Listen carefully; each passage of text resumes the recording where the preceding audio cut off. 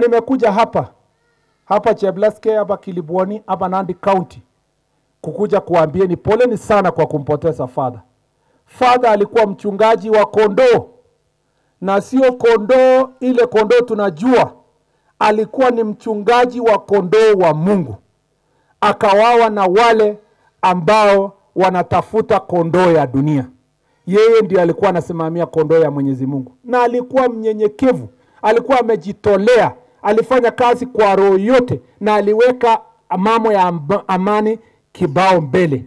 Na mimi nataka niwahakikishie ya kwamba ingawa tunalia sisi wote, tumelete pole zetu, nitawahakikishia kwamba kwenda mbele, kwanza tutashika wale wote walihusika katika ujangili huu.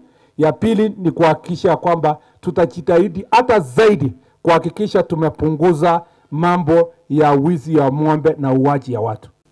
Kwa miaka 2 iliyopita, serikali hii ya Kenya Kwanza kiongozwa na Mheshimiwa Rais, na sasa imekuwa broad based government kiongozwa na Mheshimiwa Rais, imebadilisha sura ya mambo ya banditry kwa Kerio Valley kwa miaka 2.5 ambayo ilipita. Tulikuwa na changamoto kubwa sana wakati tulianza, na ilikuwa ni shida kubwa sana, lakini kwa mapenzi ya Mwenyezi Mungu na kwa bidii ya maaskari wetu na pamoja na ushirikiano ya viongozi wa kijamii kama Father Alois, tumeweza kupunguza mambo ya banditry kwa Kenya mzima kwa 70%, hata inaelekea 75%. Na kwa hii Kerio Valley kwa mambo ya banditry, mimi nataka niwahakikishie wa Kenya, kwa sababu ninaona watu wengi sana wanaongea kuhusu idadi ya yale ambayo yamefanyika hapa Kerio Valley. Tumepiga hatua kubwa sana kwa kudhibiti hii janga ya wizi wa ng'ombe na uwaji wa watu.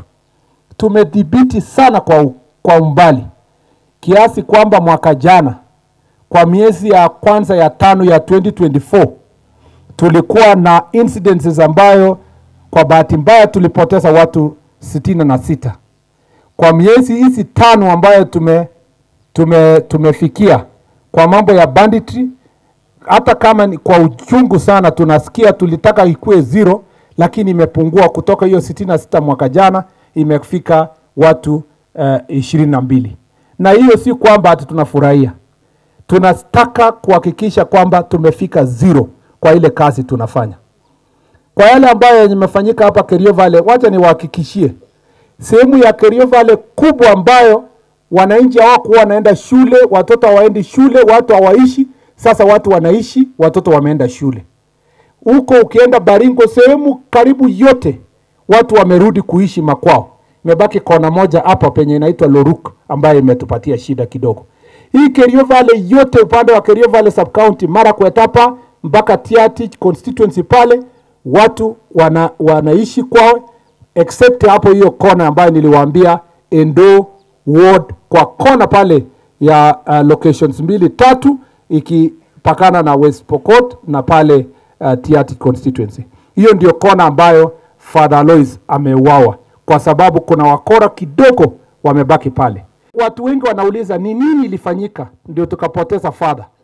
Mimi nataka niseme kwa siku 3 tumesikitika kwamba kwa siku 3 mfululizo tulipoteza watu 3.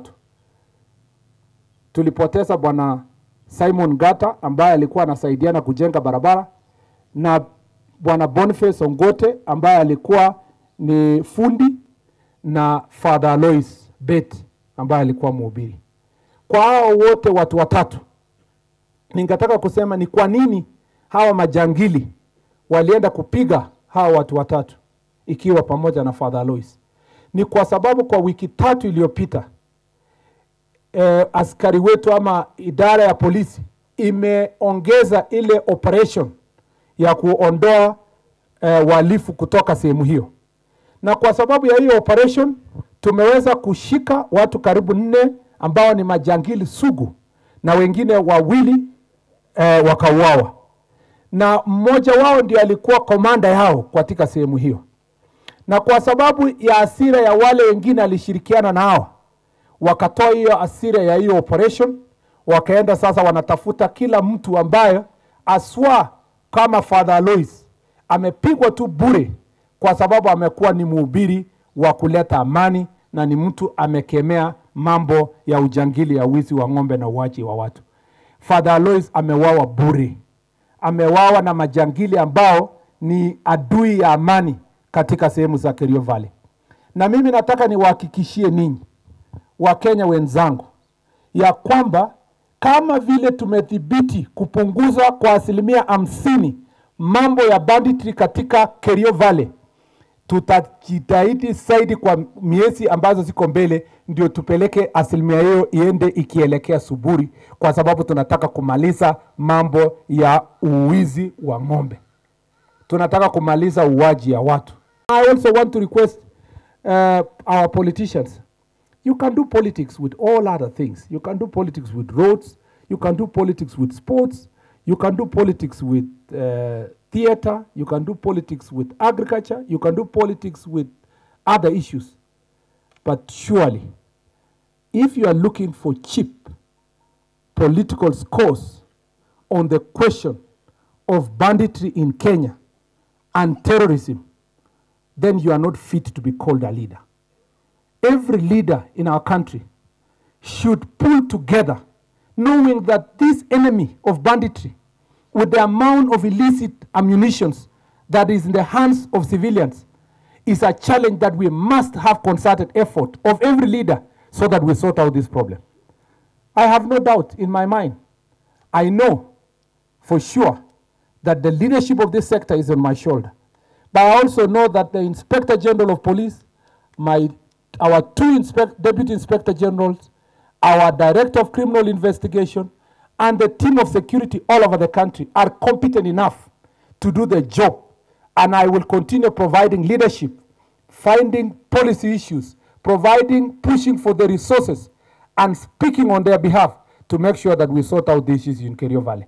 I really wish, and I'm not intending to engage with any leader on sideshows, on politics, on cheap propaganda and cheap scores. What is important for us is to know that people are losing lives because we have a monster that is called banditry, that, thank God, we are bringing it down and we want to eliminate so that our country can be a country of peace.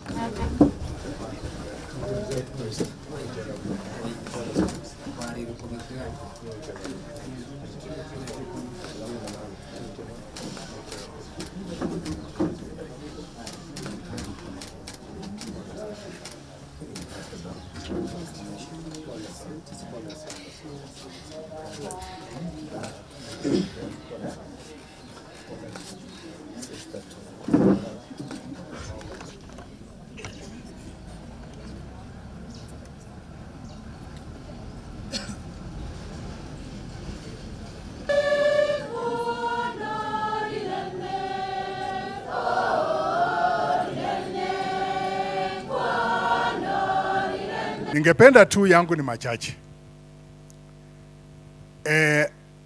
Father